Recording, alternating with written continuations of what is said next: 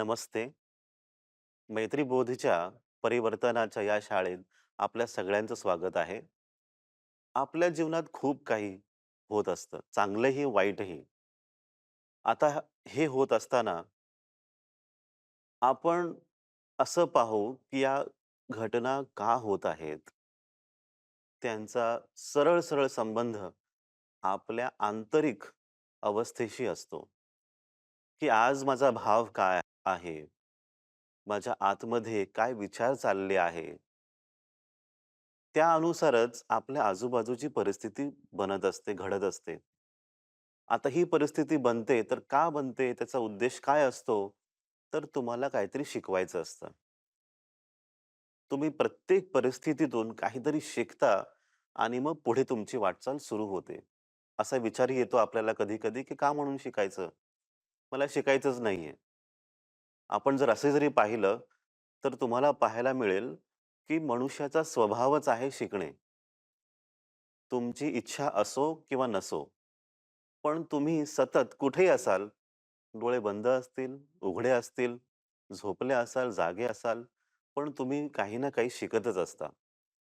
आता शिकून काय होतं, ही आंतरिक अवस्था म्हणजे आध्यात्मिक शिकवण आहे. शिकत असताना आपली वाटचाल पुढे चालू असते. आपल्यात बदल घडत असतो. आता हाच बदल परिवर्तन आहे. शिकून बदल घडतो. बदलमुळे म्हणजे परिवर्तनाचा एक वेगळा अनुभव आपल्याला पाहायला मिळतो. तर ही जी शाळा आहे, हा जो परिवर्तनाचा वर्ग आहे, तुमची ही शिकण्याची जी प्रक्रिया आहे, त्याला सोप्पं करण्याचा प्रयत्न करतो, की तुम्ही लवकर शिका आणि पुढे तुमची वाटचाल सुरू ठेवा. आणि उद्देश काय असतो या वाटचालीचा सुद्धा पुढे, की तुम्ही आंतरिक मुक्तीचा अनुभव करता, आनंदाचा अनुभव करता, प्रेमाचा अनुभव करता, मैत्रीचा अनुभव करता. तुम्ही कित्येक दिवसांपासून ह्या यात्रेत आहात आमच्याबरोबर. तर तुम्हाला सगळ्यात पहिल्यांदा एक निर्णय घ्यायचा असतो, की मला परिवर्तनाचा अनुभव करायचा आहे. तुम्ही हा पहिल्यांदा आता हा व्हिडिओ पाहत असाल, ऐकत असाल, तर पॉज करा आणि पहिल्यांदा निर्णय घ्या, की मला माझ्या आयुष्यामध्ये परिवर्तन पाहायचं आहे, घडवून आणायचं आहे. तो बदल पाहायचा, आध्यात्मिक बदल पाहायचा आहे. हा निर्णय तुम्ही पहिल्यांदा ठामपणे घ्या. नंतर हा व्हिडिओ पुढे पहा, की मी तयार आहे ह्या परिवर्तनाच्या अनुभवासाठी मी तयार आहे.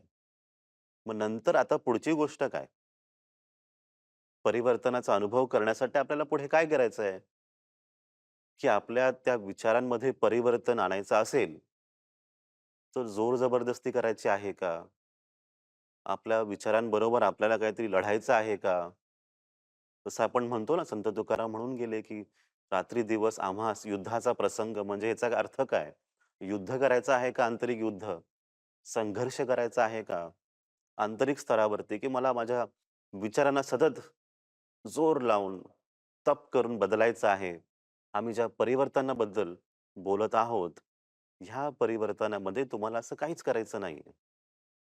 तुम्हाला कुठे स्वतःला जबरदस्ती करण्याची गरज नाही, की मला आतमधून बदलायचं आहे. कठोर परिश्रम, साधना असं काहीच करण्याची गरज नाहीये तुम्हाला.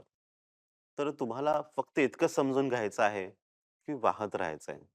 विचारांचा जो प्रवाह आहे, त्याला वाहत राहू द्या. त्याच्यामध्ये तुम्ही कुठेही अडचण आणण्याचा प्रयत्न करू नका किंवा काही ब्लॉक टाकण्याचा प्रयत्न करू नका.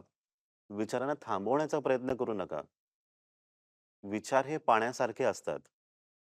जसं पाणी वाहतं नेहमीच, नदी वाहते, नदीचा प्रवाह तसेच तुमच्या आतमध्ये सुद्धा तुमचे विचार वाहत असतात निरंतर. तर तुम्ही ह्या विचारांना मध्ये थांबवण्याचा कधीही चुकून प्रयत्न करू नका. कारण की जेव्हा आपण हा प्रयत्न करतो म्हणजे पाणी आपण थांबवून ठेवतो खूप काळ आणि पाण्याची पातळी वाढत जाते. धरण एक दिवस तुटणारच आहे, फुटणारच आहे ते. तसंच आपल्यालाच त्रास होणार एक दिवस विचारांना रोखून ठेवल्यामुळे. तर विचारांना सतत वाहत जाऊ द्या. काही करण्याची गरज नाही. खूप आध्यात्मिक साधक असतात. त्यांना कळत नाही की विचारांचा प्रवाह म्हणजे काय? त्यांना वाहू देणे म्हणजे काय? तर इथे साधं सोप्पं एक समज आहे, की जे पण तुमच्या आतमध्ये आता चालू आहे, चांगले किंवा वाईट अनुभव, तुम्ही आनंदी असाल किंवा दुःखी असाल, त्याच्याबरोबरच राहा. त्याला बदलण्याचा प्रयत्न करू नका. दुःखी असाल तर उगाचच हसण्याचा प्रयत्न करू नका जोर जबरदस्तीने. रडू येते तर रडा. जेव्हा आनंदी असाल तर आनंदीच राहा. तर जे होतंय ते होऊ द्या.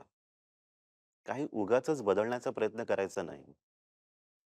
त्याच भावनेबरोबर राहा, तसंच वाहत राहा आणि ह्याच्याशी संबंधित आजचं सूत्र आहे. तर सूत्र आजचं काय सांगतं आपल्याला? विचार सांगे, निरंतर वाहे. विचार सांगे, निरंतर वाहे. म्हणजे विचार आपल्याला सांगतायत, की आम्हाला निरंतर वाहू द्या. आमचा स्वभावच आहे वाहण्याचा. तर आम्हाला वाहू द्या. कुठेही तुम्ही हस्तक्षेप करू नका. विचार वाहत जाऊ द्या. तुम्हीही सत्य पाहाल त्याच्याबरोबर. त्याच्याबरोबर परिवर्तन आपोआपच तुमच्याबरोबर होत राहील. हे सूत्र तुम्ही सगळे आजपासून पुढे 7 दिवस ह्याच्यावर विचार करा, चिंतन करा, मनन करा. काही प्रश्न असतील ह्या सूत्रावरती तर तुम्ही नक्कीच आम्हाला विचारा. पुढच्या आठवड्यात आपण पुन्हा एकदा भेटू. एक नवीन शिकवण घेऊन येऊ, नवीन विचार घेऊन येऊ. तुमच्या सगळ्यांचंच कल्याण हो, सगळ्यांचंच मंगल हो. नमस्ते.